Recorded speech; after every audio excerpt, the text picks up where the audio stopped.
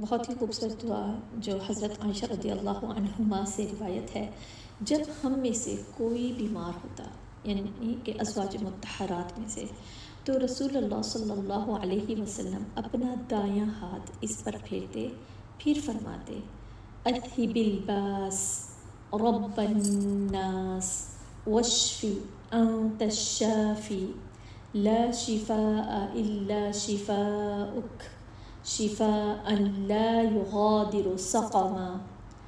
اے لوگوں کے رب، تکلیف کو دور کر دے اور شفا عطا فرما، تو ہی شفا دینے والا ہے، تیری شفا کے سوا کوئی شفا نہیں، ایسی شفا جو بیماری کو باقی نہ چھوڑے۔ سبحان اللہ، کتنی خوبصورت دعائیں جو نبی پاک صلی اللہ علیہ وسلم نے زندگی کے ہر موڑ پر ہماری رہنمائی فرمائی، ہر موڑ پر۔ اور صحیح مسلم میں 5707 پر یہ دعا موجود ہے۔ اللہ سبحانہ وتعالیٰ ہمیں نبی پاک صلی اللہ علیہ وسلم کی وہ تمام دعائیں مانگنے والا بنا دے، اور قبولیت، یہ دعائیں ہمارے لیے قبولیت کا باعث بنے، آمین۔ السلام علیکم ورحمۃ اللہ وبرکاتہ۔